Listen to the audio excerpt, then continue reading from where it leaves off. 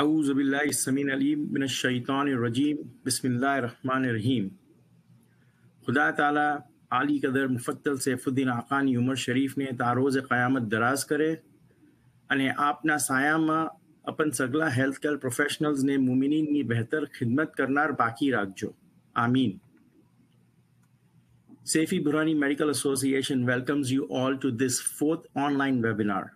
Before we start today's webinar, just a few announcements. You will be muted by default throughout this webinar. We will be taking questions in the question box of the control panel, which is located at the lower section of your screen. Throughout the presentation, we invite you to type in your questions and comments in the chat box. We will respond to these questions at the end of the webinar presentation. If you are using a mobile device, we suggest you view the webinar in the landscape mode for better experience. If you are a healthcare professional and would like to be a presenter for a future webinar, kindly email us at information@sbmedical.org or simply WhatsApp message us at 818-267-6655. Any information provided in this webinar is not intended or implied to be a substitute for professional medical advice, diagnosis, or treatment. All content, including text, graphics, images, and information, is for general information purposes only. Saifi Burani Medical Association America, nor any of the speakers makes no representation and assumes no responsibility for the accuracy of the information contained in or available through this webinar, and as such, information is subject to change without notice. You are encouraged to confirm any information obtained from or through this webinar with other sources and review all information regarding any medical condition or treatment with your physician. Never disregard professional medical advice or delay seeking medical treatment because of something you have read or accessed or been presented through this webinar. Saifi Burani Medical Association America, nor any of the speaker is not responsible nor liable for any advice, course of treatment, diagnosis, or any other information, services, or products that you may obtain through this webinar. All right, now about today's webinar. Today's webinar is on the role of social media in healthcare, and our presenter is Dr. Taher bhai Valika. A little bit about Dr. Taher bhai. Dr. Taher bhai is an assistant professor of head and neck surgery at the Northwestern University and Ann Robert H. Lurie Children's Hospital of Chicago. His area of focus is pediatric airways disorders, including tracheostomy and airway stenosis and complex sleep apnea. He is the director of upper airway surgery and a leading member of the aerodigestive team at one of the nation's largest airway programs. As such, Dr. Taher bhai has a unique experience with social media secondary to the complex nature of his work. His personal experiences, the good, bad, and ugly, and lessons learned have provided countless healthcare providers the nuances of social media in healthcare. We are very thankful to Dr. Taher bhai, and without any further delays, we welcome Dr. Taher bhai Valika. Dr. Taher bhai? Thank you. Thank you, Atem bhai. And I always want to, first of all, say thank you to the Saifi Burani Medical Association for, giving me this chance to share my experience in all of this. And thank you for the introduction. And also thank you to all who are spending this Saturday afternoon joining me for this. And we hope to make it hopefully a fun, informative lecture. All right, can we see my slides?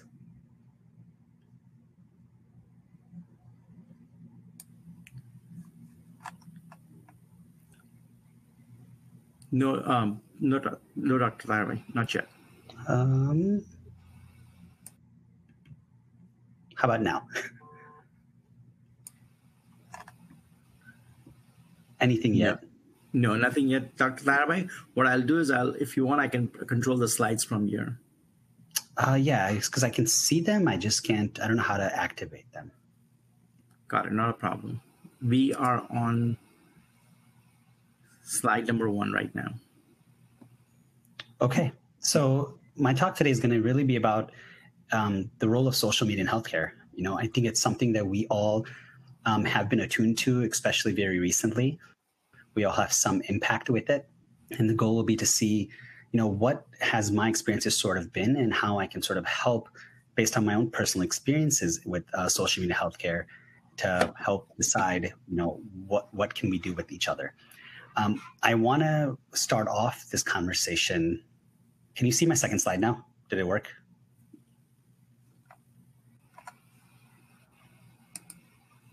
Yes, it worked, Dr. Taher.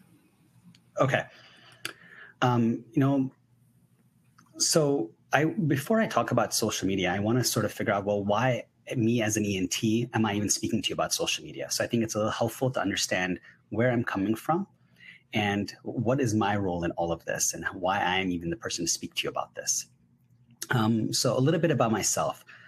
This is a personal mantra of mine of the way I've sort of lived my life and, practiced medicine. And I'm going to read this off to everyone. And it's, far better is it to dare mighty things, to win glorious triumphs, even though checkered by failure, than to rank those with poor spirits who neither enjoy nor suffer much, because they live in the great twilight that knows not victory nor defeat. As you see this picture here, this is not necessarily me diving, but this is the way I attack the world is I dive headfirst into things. And as I dive headfirst into these challenges, obviously that sometimes brings problems with it, but that's not going to stop me. So I am from Chicago. We live in a city of almost 9 million people. And when I had the opportunity to figure out what I was going to do with the rest of my life, for the longest time, I thought I was going into private practice. And I soon realized the type of work that I would get in private practice would be remarkably different than the work that I would get at a medical institution or academic medical center. And therefore, I work here right in the heart of downtown at Lurie Children's Hospital. We're affiliated with Northwestern University, and we're the nation's first freestanding pediatric children's hospital. So we are a large medical center that has a lot of patients that come through us because of the catch zone of the city, despite having 5 other medical centers in the area. And luckily, I have a unique opportunity. We have a ton of volume at our hospital because of our location. But it's not just that the volume in the hospital itself. Within my division of ENT, we do 40% of the surgeries in the hospital, and we're the top 4 busiest pediatric center in the nation. My team helps me get through a lot of this, right? Our teamwork is made of 13 other ENT surgeons who all focus on pediatrics. But because we have this overlap of cross-special functional care, we have specific subspecialties within our subspecialty. So I only manage complex airway and sleep surgery. And that is my focus of care. I like to have fun with my work and the people that I work with. And that really stems my next plan, which is innovation. But the question becomes, well, why is an ENT? I thought most people think that ENT just do tonsils, runny noses, some even clean earwax sometimes. But as a pediatric ENT who works in a tertiary care medical center, we take on some of the most complex patients. And, media coverage of post-surgical mortality or morbidity is not uncommon. But the care that we do is not situated for community practices, and patients need this tertiary level care of hospitals. So here we are, and taking on more risk. So the area that I focus in is the trachea. And as you look at this picture, everything that's light up in red is where I focus, the part that connects the back of your throat down to your lungs. The majority of us are healthcare professionals watching this, so we all understand that, but I just wanted to point that out as I give you a few examples of what I do and what has led me down this role of social media. So as I go through these slides, one, I want to give a disclaimer. There's some graphic pictures, and we'll go through that. So if someone is not attuned to a little bit of blood or seeing just a few of the graphicness of medical, just close your eyes for the next 5 minutes or so. So I want to show you this case that came in actually just this week as I was finalizing this presentation. The reason it's come up is because this child is a son of a prominent individual in the city. And he was sitting in the back of a car and took a bullet in the side of his neck and went through and through the side of his neck and actually separated his trachea. This is a view we rarely get to see. You can see the breathing tube is actually out of the neck. He was transferred here with just with packing in his neck and sent, come here to help get this fixed because we don't know what to do. So you see my finger here pointing to the trachea, the lower half of the trachea where these stitches are in place. The next slide shows me pointing to where his vocal cords would have been. And you can see that this whole gap of missing has just destroyed his trachea. Very rarely do you get to put a finger in someone's windpipe to this degree, but I figured it would be a good view to show you the extent of the injury and actually looking down right into his lungs. And this is one of those things that, putting it back together and doing, one is a challenge. It can take 8, 10, 12 hours, but it gets you sometimes recognized in more ways than you shouldn't. The other part of my life that I truly enjoy at work is I'm part of the fetal airway team. A lot of people are not familiar with some of these super subspecialized care, but what you're looking at is, if you look in the image D on the side, that is an ultrasound, right? And most people have seen an ultrasound of a newborn or an in utero patient, but you're seeing a cyst-filled area in front of the face. If you look at that, 32-week ultrasound, this 3D ultrasound that many of us are used to, when you look at the face here, that does not look like what it's supposed to. Right, so our fetal program is really about looking at patients that are in utero and doing interventions, whether it's in utero or right at the time of delivery, to save a life. And this, this is really the stuff that, TV shows are made of. If anybody has watched Netflix, probably everyone has watched Netflix. I apologize. But if you've watched the TV show Surgeon's Cut on Netflix, this is some of the stuff that they talk about and do. So if you've seen an OR, as many of you are, we're all healthcare professionals here, have been through training. When you go to your standard operating room, you have your surgeon, anesthesiologist, and the patient, scrub nurse, circulator. This is what our ORs look like for our fetal program. We have teams on teams on teams, maternal anesthesia, neonate anesthesia, the neonatologist in the back for the resuscitation, ENT teams, sonography teams to mark out the placenta, fetal surgery, OB-GYN teams to help us open up the abdomen. And what we're doing here is what's called an exit procedure. An exit stands for ex utero intrapartum treatment. These surgeries are done for when you're anticipating an immediate critical problem once the patient is separated from the mother at delivery. And these are usually secondary airway or pulmonary. So to avoid having a problem, we don't separate the mother and child. You actually don't wake up the mother or wake up the child. So here, since this platform doesn't allow a video, I'm going to have some screenshots that walk you through what we did. And what you're looking at is here we're doing a C-section delivery, right? And for those that have not seen a C-section for a child actually waking up, the baby actually looks quite gray. So here you see us getting the head out. And the goal is not to deliver the full child, because if the child is delivered fully and wakes up, we lose our ability to do the work we need to do. And our goal is, for my team, is to secure the airway and get a breathing tube in, because you'll soon realize why we have to do that. As the head comes out, you'll see his neck looks a little full. And as we fully come out, you see this large mass on the front of the neck. And as the child continues to get delivered, a very large mass that if this child was to have a normal vaginal delivery, they would not be able to maintain their airway and would succumb to this mortality. When we're speaking of, the resources that we have at my institution and the nation, it puts us in this place to be able to manage some of these critical airways, right? This, when we're speaking from a third world country perspective, we've had patients who've flown in and who've had a visa and said, I was told to come here, otherwise my child would die. So we do these deliveries sometimes whenever they show up to our doorsteps. But this child was born at 32 weeks and had what we call a cervical teratoma. This is what the mass actually looked like compared to the child. So you can imagine how much of a difference this was once we got the breathing tube in. But as part of being the head and neck portion of the team and airway, you get the airway, and then you figured how to fix this child, right? So you actually cut this large mass out. It's almost a 12-centimeter mass. And I wanted to just leave this picture as an example. You can see my index finger. I have small hands, works good for small spaces. But this little blood vessel that we see at the bottom is actually the internal carotid artery or the external carotid artery. Very rarely do we see it this tiny, this small, but realize the difference that we can make and how big this child's neck was stretched. And once we're done, could barely tell we're there once it's all healed. And that's actually how I got into social media, right? Because just because you can doesn't mean it will. And what I mean by that, when I'm in part of these high risk cases, I've had the skill set, I've worked these years to get here. But the chance of it not going as planned is always the dire reality.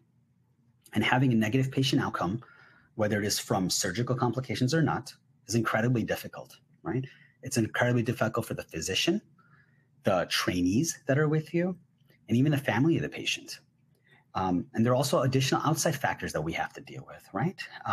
Maintaining our own health, taking care of our financial aspects, the emotional well-being of our families, and maintaining a harmonious work-life balance, because with some of these things, you're pushed at the beck and call. And that's how I actually got into social media, because of a few incidents doing the things I do, and I want to share that with you. So as we start this, what I wanted to really be clear is that this content of this presentation is truly based on the reflections and information gleaned from my own personal experiences, right? There is no right or wrong answer here.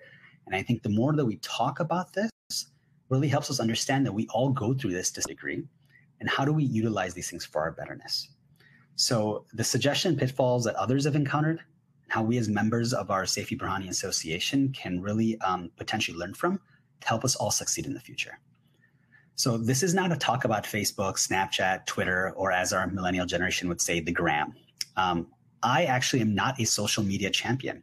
I just recently created an Instagram account after doing YouTube classes for 30 days and learning how to use this by realizing its benefits. The goal is to actually better understand the utility of these tools, how they can help or hurt us, and then, understanding the wellness and mental health aspect of this, right? It's something we all struggle with and that we should all be retaining with. And that's the challenge. There is a gray zone to all of this, right? Being connected with our families, being connected online, being connected with the world doesn't always mean a good thing. And as we've seen with COVID, misinformation, consequences, we just have to be better aligned for these things. So this is actually a study I published 4 months into the pandemic, and we actually looked at just from the medical perspective of misinformation, not even everything you see on CNN or Fox News, whichever you prefer, but looking at it from a medical perspective on the number of publications about COVID compared to the other respiratory viruses and the epidemics and pandemics that we have had in the last 19 years. So SARS and MERS that had occurred. When you look at this chart, you realize the exponential growth of COVID publications compared to SARS or MERS. Right? In 1 month, we had more data on COVID than we had on SARS and MERS in 4 months of data, which is, quite remarkable. And looking at it that way to realize that these things spread fast and spread like wildfire. And do you want to be on the right side of it? So as we go through this, what I want to keep in mind for all the members of the audience is just think of it like this. Are you on Facebook? Do you have a Twitter or an Instagram? Do you have a personal or business account? Do you know if there is a difference? I had a poll set up, but it doesn't allow it through this. So as I speak for some of these things, do you find a difference on having a difference between a personal account or a business account on Twitter or Instagram? And what are your thoughts on social media? What are your thoughts on physician review websites? And lastly, have you ever been critiqued or defamed online? We've all been told we suck in person. But has anybody ever written it and you've had to read it and defamed online?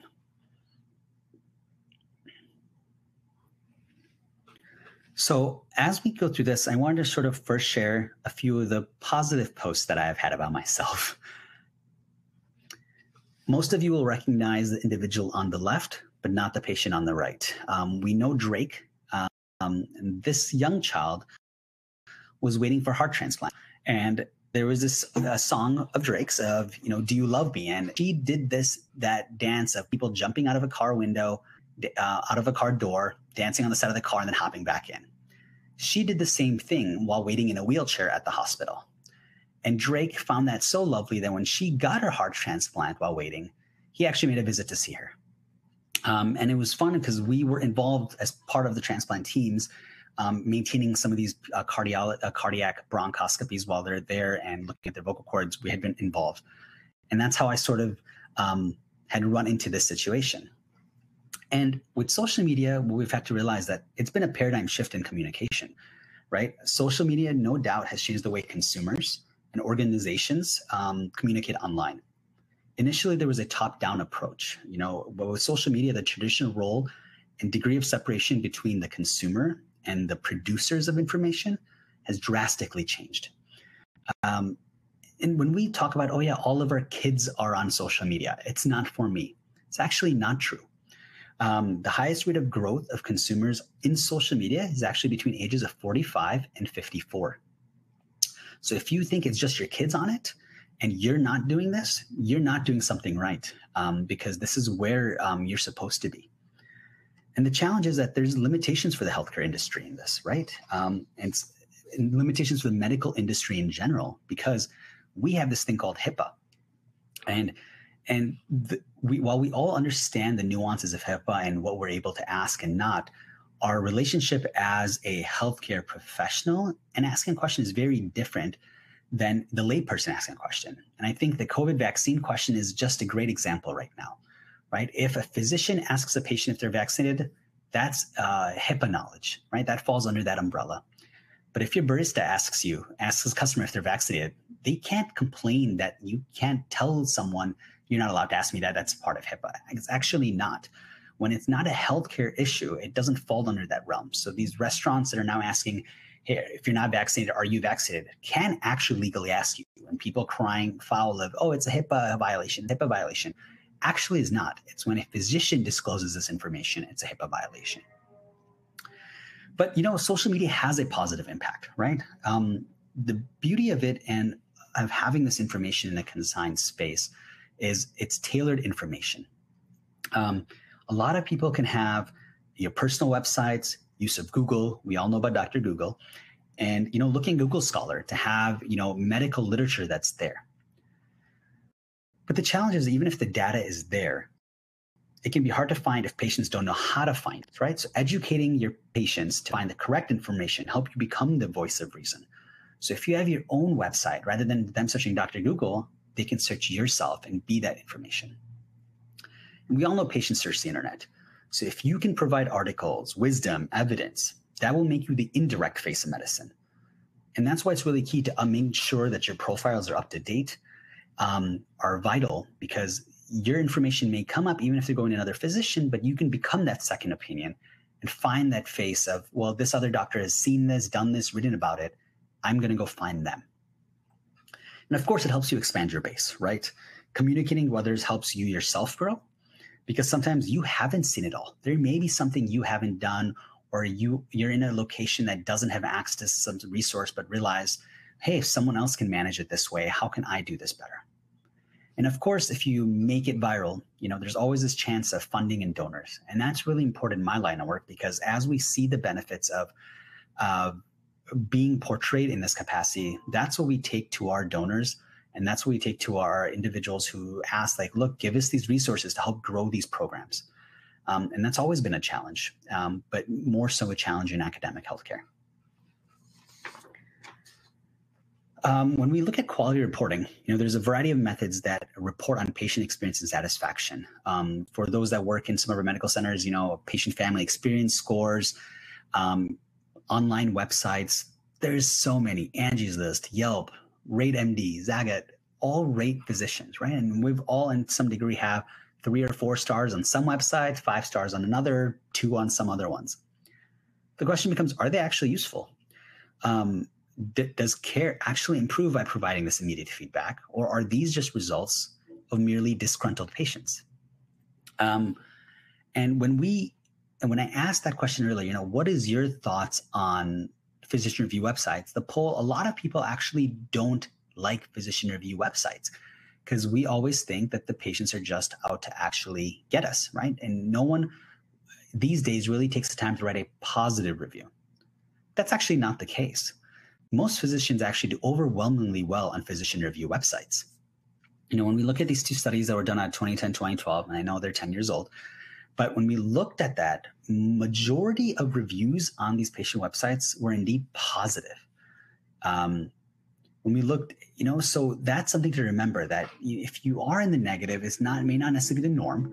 And for giving patient access to these and providing this information to families may get you more of a positive review than a negative review. But just because you have a review, it doesn't necessarily mean it's going to mean something, does it? right? Because writing something down and actually interpreting that also has that other end of the spectrum. So when we look at the Pew Research Center, which is a large project system from the issue that allows us to look at data and review of what's on the internet, very few people actually use the internet to consult online rankings, and even more so, let's post feedback. So it's varied, and how much does this, or will a negative review impact you or positive review impact you? You may never know. But nonetheless, right, what's important to remember is that they provide a unique impact. Because what we're constrained by as healthcare professionals is that there's, underlying intriguing practical and philosophical issues at play with online reviews. A patient can write whatever they want and may freely self-disclose PHI that they do when they post online. Yet that doesn't grant the physician to comment back regarding that patient automatically unless we've had actual authorization, unless you want to pay the $50,000 fine. Right? And that's what the challenge is. The physicians can provide feedback on parking, seating, lighting, smell, and how you do your procedure. You can comment back in all of that capacity. But what you can't comment back on is the reference to the patient. And that's a challenge we have to face. Quite often, many feel that their negative reviews actually stem from the fact that patients lack the specialized medical knowledge to comment objectively on their treatment. What our data has actually shown that it shows that the majority of complaints are actually not about the technical aspects of our care, whether we gave the right medication, but it's more about the non-clinical cases, right? Like the ease of appointments, the parking, you had a far walk because your office was all the way down the hall. That's where the challenge is for these things. And sometimes it's the collaborative care aspect of this that is missed with our non-compliant patients, right? You can prescribe a blood pressure medication, come back 6 weeks later, haven't taken the medication, their blood pressure is high. You come back and say, well, your blood pressure is still high. Well, you're a crummy doctor because you couldn't fix my blood pressure. I deal with this all the time in our pediatric world because we have a lot of patients who come in for nosebleeds. We tell them to use saline sprays, humidifier, Vaseline in the nose. They don't do it. They come back 6 weeks later, their noses are still bleeding. And they say, it's my fault because I didn't fix it, right? And that's always the balance that I have to struggle with, as we do all. There's also the societal impact, right? So it's hard to read about yourself or others unfairly. When you have a good colleague or a friend that works hard, works 6 to 5, 6 to 9, and then has a negative comment on that, it almost feels like, you spent your life doing this. Why would someone speak ill of this on you? And it's really hard to read about yourself in a negative light. And we all suffer with that, whether we're healthcare professionals or not. But the goal of this is to, can you take this into it as a way to interpret it as a positive criticism and consider whether changing certain behaviors could actually be helpful to your patient population, whether it's having an interpreter or speaking louder to an elderly population. There's a lot of changes that we do have the ability to make.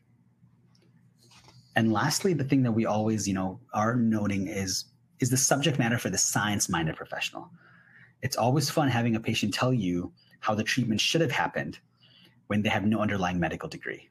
And, in that current example right now, there's a lot of conflict of this back and forth in the US with the COVID and the vaccine, right? And we see this on social media of how the place smelled, the chairs were uncomfy, and balancing this out for the science-minded professional. And of course, the negative review, it's a challenge for all of us, right? A meteor negative rating can actually sometimes, oddly enough, improve consumers because when you're getting this balance of reviews, it actually shows that perhaps there is a fine balance. Having a 30 or 40-minute wait to show that your doctor is busy and takes time can actually go a long way when that patient balances that comment out. And that's the challenge, right? We have to have trust in the common sense of our patients and being proactive about some of these things.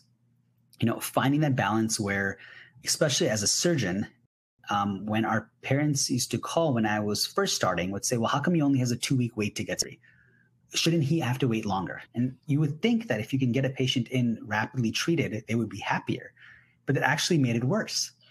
And telling them that you have a 4 to 6 week wait and giving them data out actually brought more trust in our patients that, okay, if this surgeon is actually busy, He must be doing something right. Here where it gets a little fun and my own personal experiences in this. And I still say fun because, I learned a lot from some of these experiences. So I'm going to read some of this out loud for those that are on mobile or it's really small to read. This was a post by one of the moms that I'd taken care of. This child was having a bronchoscopy, a routine bronchoscopy, where we take a look with metal instruments down through the mouth into the lungs and try to clear out any inflammation, irritation. The child had a tracheostomy, and he had a genetic mutation that his quality and who was undergoing treatment for that. So after being scheduled for surgery at 7 a.m. and sitting and waiting several hours on top of me telling the doctor and nurses several times we can reschedule if it's better because Bryson had been without food for 10 hours, I finally got the surgeon to pay us a visit. He apologized for the delay and gave an explanation to what held him up. He also stated he had meetings that he was missing because he was supposed to be off at 2 o'clock and it was 3:30 already. And that since he had us waiting all day, it wouldn't be right to do the minor procedure for him when they had a bed available.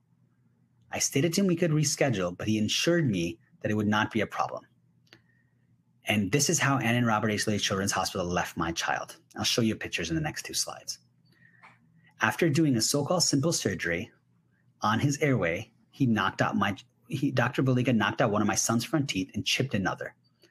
After the surgery, I spoke to the doctor and he said surgery went perfectly. I asked him numerous questions about him and there was no complications. I want to know, how did you forget to knock out his tooth? And then he didn't have in his nurse's notes. And he said they were already loose. I walked into my son's room last night. I asked him for him to come to speak up to me. He sent anesthesia resident, and I'm going to read it, meant to be anesthesia, but you can look at the health literacy as well as the education of this mom. And then she informed me that Dr. Valika made a mistake, hit it and knocked it out because it was loose. And it was a tight space. And then she had the nerve to say he will get over it because it's just baby teeth. Is this how you treat people? And this is not the first, but the third instance that's happened there, and nothing's happened with the other 2. I'm not letting y'all get away with this. I need answers. To top it off, they put a baby tooth in a cup and wrote Tooth Fairy on it. I thought he was a surgeon, not the Tooth Fairy. And as you can see, what she has done is tagged every news station in the city of Chicago, Ellen DeGeneres, as well as JCO and the RRC committee that reviews critical care events, as well as the spinal muscular atrophy group that their child was on a medical treatment for. When we have a child, when we do bronchoscopies, children can have loose teeth and you can knock teeth out. It's an underlying risk. This child of all children, because of his underlying medical condition, actually was never eating by mouth. His life expectancy was meant to be around 3 to 4 years old because of his underlying condition. And we, as a courtesy, when we do have loose teeth, we actually take them out so the child won't swallow them in the postoperative period.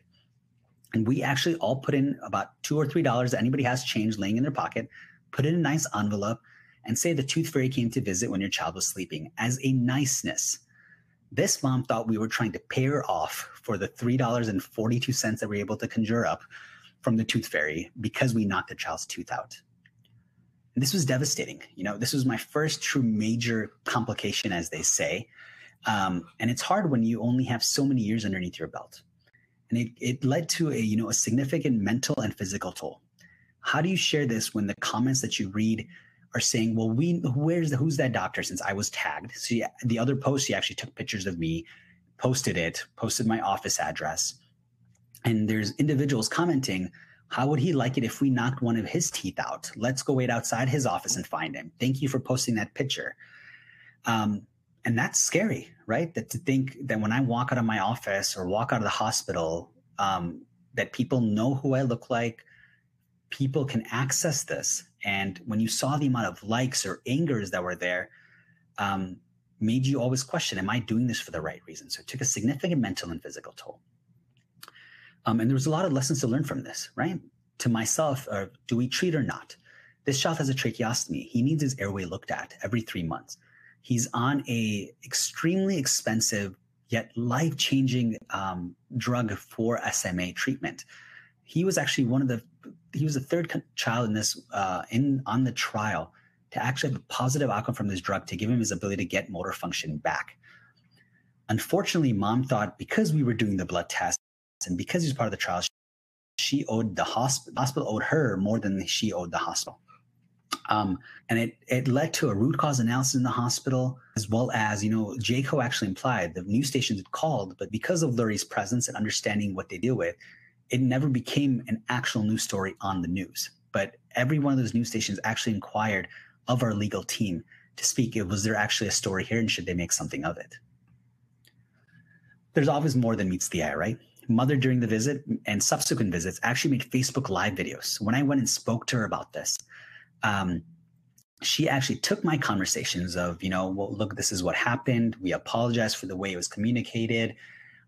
This is what it's going to be. She spliced them together and put them on and said, look, the doctor just came up here and admitted his mistake. She would put the phone in her top when she would come in via an ambulance and record and say, do you have a phone on you? And would be live streaming these things. And she would take recording of other patients in the rooms of when we would be wiping the rooms down and the janitorial staff would be cleaning to say, look, they're making the kids sick here. Don't come to Lurie. And her response to a lot of these things when we actually met with her, with lawyers about this, was, but Drake did it, right? When we look at that picture back, well, Drake posted a picture with the child. But what she didn't realize is that, Drake actually had consent, right? Drake actually had consent from that child to be able to post that. But sometimes the health literacy of our world and the patients we treat didn't know that. This is another example. It's called, instead of a live stream, it was a dead stream. Sorry for the corny joke. But this was a patient, he was a 2-year-old who had multiple medical comorbidities. I was involved because it was a difficult airway. Unfortunately, the child had a very severe deteriorating pathway and went down the path of a pulmonary hemorrhage. And you can imagine that if you have a breathing tube in that you've just put in and there's underlying pulmonary hemorrhage, it is not a pretty picture. And the hospital policy for us is to let the family be present during any code event so they can understand what their child is going through and the efforts that our team is making for them. Unfortunately, this is a horrific issue because the family actually live streamed the code event near the ending. And then they claimed that we did nothing to help. And then they actually posted names of the physicians. Several of us, which actually endured death threats. This has been an ongoing psychological impact to the hospital and to the ICU team and the caregivers and providers that were all present for this. Has been horrific. And it takes a lot to be able to, upholding our responsibility is one thing, but maintaining our own sanity at the day. The last example I want to give for this is actually of one of my own colleagues who does facial plastics. And there was all these testimonials of this individual writing, keep checking this site regularly and giving feedback on how he ruins noses. Despite making wide, crooked, unattractive noses, unethical doctor lies to his patients and does the opposite of what he promises. He's not even a plastic surgeon. He's an ENT. And he's devastated and botched so many patients. Check off these reports. Look at how many we've written.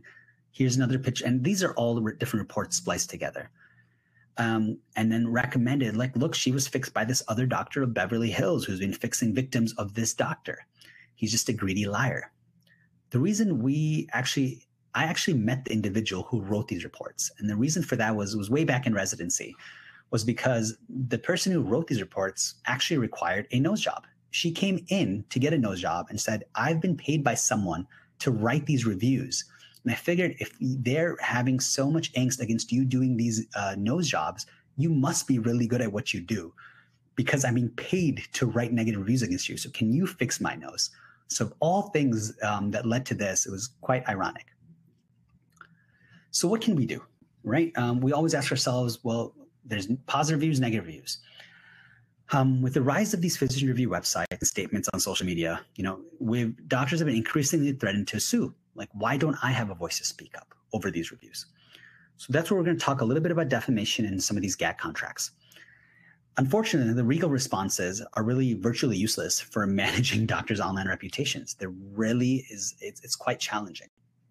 So what does defamation actually mean, right? So the act of damaging the good reputation of someone. And it's really state to state. So for those of us in North America, these laws vary from state to state. So I can't tell you anything about any other state, even besides Illinois. And it truly requires someone to have a false statement concerning someone else, amounting to at least some negligence on behalf of that individual, and to see if there's any existence of actually special harm caused by that announcement. And really it's looking at, when you say, oh, you said something defaming about me, the goal is to say, did it actually tend to harm the reputation of another and to reduce his estimation in society, lower his stance in society? And it can be defamatory if there's some degree of incompetence, incapacity, or unfitness. These two case studies or lawsuits that sort of went through, the hospital had described the physician as a quack, operated a racket, and prescribed ineffective treatments and was under investigation. That's what they put out. The other thing that the other hospital had said, that 2 doctors abandoned their patients and that there were concerns about their competence. Both these physicians actually won this lawsuit against the hospital because these statements were deeming to lower their status and criteria and their opportunity to complete their practice. Despite having that proof behind it, it was the type of terminology that was used. The other thing that's really important, as we all sort of understand with social media, is that just because an individual practices medicine does not make you a public figure, right? So you can do what you do, but unless you actually seek to develop and advance new treatment options, seek publicity, or you put yourselves in a matter of public controversy, you're actually not going to be a public individual. But that's where the challenge becomes, right? So individuals who are actually public figures actually have to show a higher level of burden that the person commenting against you actually meant true ill will. And you have to actually prove that the person who spoke against you actually meant it or had reckless disregard for them. And that's where some of this oddness is, because there was a suit where the physician was denied continued privileges at a hospital. The physician held press conferences to bring attention to himself. And that made him a public figure. And he sued the hospital because he said, well, you're denying my privileges. But because he became a public figure, the hospital actually won the lawsuit and said, well, we have a right to deny your privileges and not necessarily say that we said anything bad about you. So the difference between calling him a quack, abandoning his patients, and just denying the privileges actually allowed the hospital to have the upper say. And that's the challenge. The public physicians have to have the higher burden of proof to sue a patient that they actually meant to knock you down rather than just give you a comment back. Being in the United States, we have the First Amendment to truly protect the rights of individuals. The challenge is that allows individuals to seek anonymously, even if you're on the internet. And physicians can have obviously difficulty identifying anonymous patients. And there's no clear standard yet that courts actually apply to identify an anonymous individual complaining on the internet. And while there have been attempts by physicians to actually reveal anonymous posters, it can be quite challenging and quite cumbersome to go down that pathway. So truth is actually a defense to defamation, right? But a defendant actually has to prove that a statement is entirely true to escape liability, not just substantially true. That's where some of this challenge and overlap is, because when we talk about the whole truth, that actually becomes the whole opinion.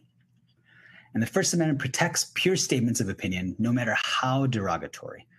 So if someone is just saying, this is what I feel, it can be quite challenging for anyone to have that. And as the physician role in this, you really have to be able to show that what the person is speaking of you has to show comment that they're actually meant it as a fact, or that it's an assertion of fact, which these days, everything seems mostly an opinion, right?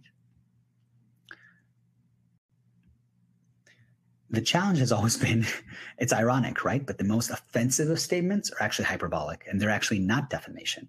So if someone says he is the worst doctor ever, that clearly is an opinion. It's hyperbolic, but it allows it to fall under the umbrella of pure opinion. Or he's always late, never listens, falls underneath that.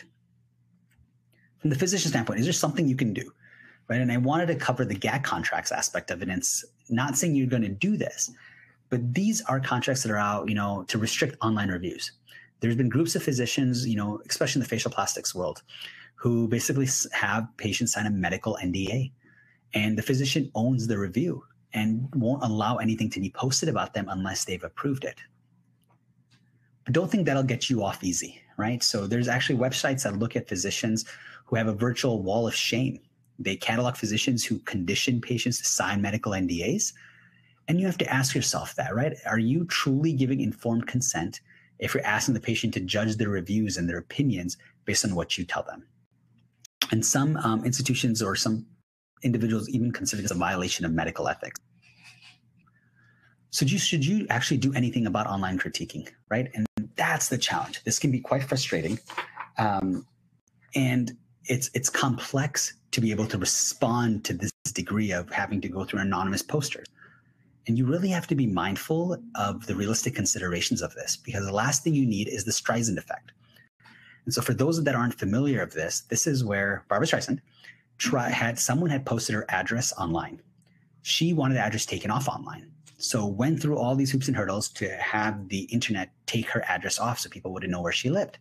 But by doing that, more people got involved and said, oh, I wonder why she's doing this, and started investigating it. So a story that she was trying to bury got blown up, became so viral that in doing so, more people than expected were able to realize where she lived.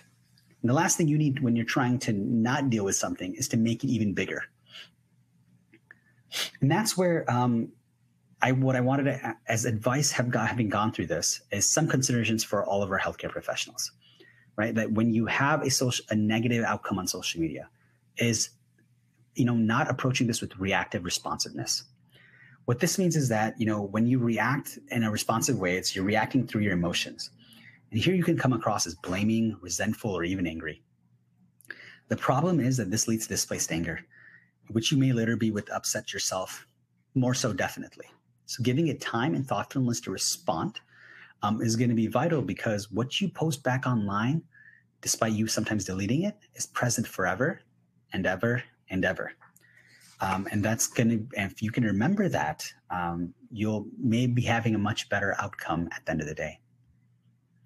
Another thing is the oversight of comments, right? So see what people are saying. Is there a pattern? You can always have an option not to have comments. So, I know Facebook on a business webpage can prevent comments. Some people want the comments, and it's its own varied factors, but be mindful of what you're able to get and what you're not. The other thing to consider is medical advice online, right? Be careful, because what you interpret for one patient asking you this question sometimes can be interpreted as correct for all patients who are listening, right? A patient, when you give advice in terms of, oh yeah, eat lots of greens, they're healthy for you. I tell all my patients to do that. That cardiac patient who's on a blood thinner, who's now eating boatloads of spinach, may not be the best advice for them, right? So being mindful of who's reading your comments and how they're going to interpret that but no good deed goes unpunished. I have learned that way too young in my life.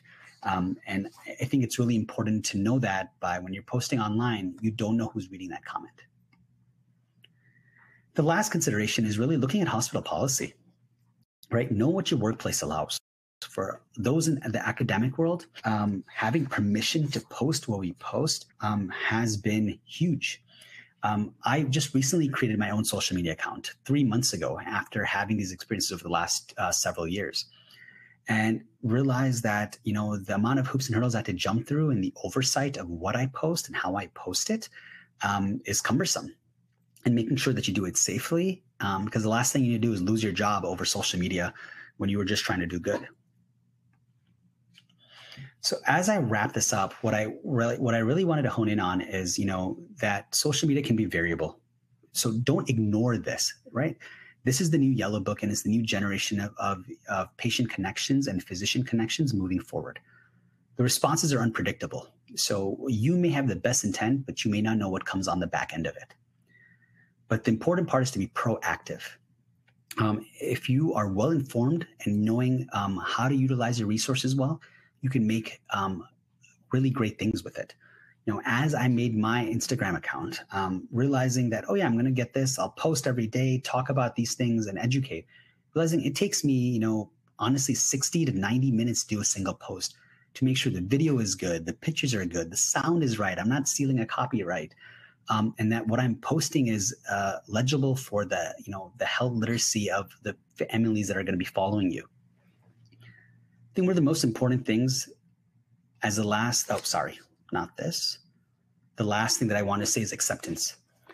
And that's the key take home message. We all have the potential to be impacted in the sticky web of social media, either good or bad. Find a way to learn from your own. And hopefully this, talk helped, give you the example that it's okay to be burned in social media. You can still succeed and still get ahead. And it's not something that you necessarily have to run away from, but know how to better utilize it for your own success. Thank you.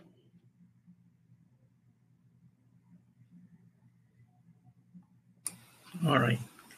Thank you so much, Dr. Taher bhai. Taher bhai, we have, I guess we just have one. First was a comment. Sure. Initially, when you were presenting those graphic slides, somebody posted that thus far, amazing presentation, Dr. Taher bhai. One of the questions posted is, do we need to talk to a lawyer before posting patient information? Yes. So yes and no. So it sort of depends, right? Your general consent form for treatment allows you to take pictures as part of the consent to treat. So most hospitals and most practices upon a patient coming in, when they sign off the forms for registration, have a consent form for treatment. As part of that consent form for treatment, there's usually a standard boilerplate line of that pictures may be taken, but will not be shared other than for educational purposes.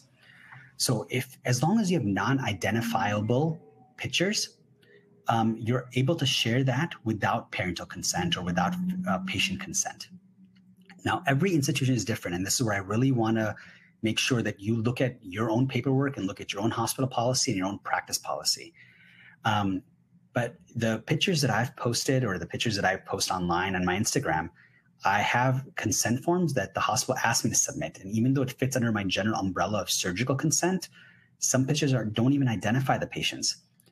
But I still get consent just so that there is no gray line in any of these conversations or what if. So I try to really be mindful of that. Thank you, Dr. for the comment. Thank you, Dr. Taher bhai. We have one more question. If on Twitter, etc., you write in your profile, tweets/opinions are my own, is this enough to protect someone from becoming a public figure? That's a tricky question. We actually had this question come up when I gave this presentation at one of our grand rounds. Writing that doesn't necessarily always clear you of the hurdle. It does put you, while your opinions are that, the question is, what you're writing, is that presented as an opinion or as a fact? And that's that gray line that gets blurred, because what you meant as an opinion may be interpreted by fact for someone else. All right, Dr. Taher, thank you. And we have one more. The comment was excellent talk. And the question is, wouldn't it be safe to steer clear from having a social media account to prevent adverse accounts? Absolutely. Yes. But, the role of social media has evolved from way back. Think of it like this. 20 years ago, we all had a yellow book. We'd advertise in that, right? The new yellow book is Google and social media. Avoiding social media is not going to prevent you from being talked about online and having some of these comments. Recently, we actually had a Doximity phishing scam where people were trying to create your own Doximity profile. So we had an email that went out and said, make sure you claim your Doximity profile before some other random individual claims your profile. So do you want to be speaking on your behalf? Or would you want someone else to be claiming that and having to go through that hurdle of saying, well, I'm the real Dr. Valika, not this person? And that's actually why I created my Instagram, right? I realized there's a lot of information that teaches physicians to physicians or physicians to medical students. I found it as an avenue to teach families, teach the patient at that side. Because I would have families come and be like, well, this doctor says this is what happens because of this surgery. Why are you telling me something different? I said, well, why are you spending your time reading this? And that's what actually led me to developing this, because I realized they're finding information from someone else. Wouldn't you rather be the person so that you don't have to spend the extra 30 minutes counseling them in a way? So, you can try to avoid it, but it's going to be the nuances of just being smart and informed and proactive to have a successful outcome. All right. Thank you, Dr. Taher bhai. Another one, excellent presentation. What would you say to physicians who are being called to curbside from others through social media, such as Facebook and WhatsApp? There are various Muminin WhatsApp groups created for this purpose. That's hard, right? Look, helping members of your own community, especially as close-knit as we are, can always be helpful. But I think it has to be done in the right location. The challenge is that, you would hope that none of us would assume to say, well, I took this advice and I'm going to sue a fellow, community member because of this advice. But the realistic nature of these challenges are that it could happen, right? There's plenty of times that I've, through WhatsApp groups or someone has given advice to find that. But I think having a close-knit communication and taking these communication offline would probably be the best thing. Say, please send me a direct message, or having this communication, over a telephone or a Zoom call, so that you've had this conversation one-on-one, and that it's not meant to necessarily, for specific advice to help across the board. Now, if it's a general question of, should I eat vitamins? Yes, like things like that, I think can be appropriate. But there's a lot of evolution in what we're able to do and what we're not able to do. And this is so new. A lot of our societies, like our medical societies, are just developing roles of societies of social media, groups that didn't exist a year ago. So I think people are realizing the value of this, especially in the healthcare world. And it's a level of unknown. All right. Thank you, Dr. Taher bhai. One more. What is your opinion about the recent news stories about physicians being involved on disciplinary boards and the results showing very little disciplinary action? Look, news is news. The thing is, these things are going to make it to the news, and physicians are key members of disciplinary boards. The goal is that if you've done the disciplinary action is appropriate to that level, I think the challenge is that the lay person outside of the medical community does not necessarily realize, what the level of disciplinary action should be or what's appropriate for us, right? As a training institution, I have residents who operate with me. In those pictures, you saw 4 or 6 hands in there. It's not just me. Very few people sometimes realize that you have individuals operating with you, or this is the scope of this practice. And as we inform individuals, that's always going to be a challenge. But again, that's an opinion of, the individuals having that comment. But that is unfortunately our healthcare world at the moment, and looking at the response. All right. Thank you, Dr. Taher bhai. And that is the conclusion. No more other questions. So, first and foremost आली कदर मुफद्दल मौलानो अपने एहसान करिए, शुक्र मानिए छे कि आप मौला ये अपन सगला हेल्थ केयर प्रोफेशनल ना वास्ते created this platform, Saifi Burani Medical Association America, in 2015. And this platform helps us, all the healthcare professionals, North America moving in healthcare professionals, help each other and bring Muminin closer to Mola. Thank you, Taher bhai, for your time, Ajay. It was an excellent presentation. And that's about it for today. Thank you. Thank you.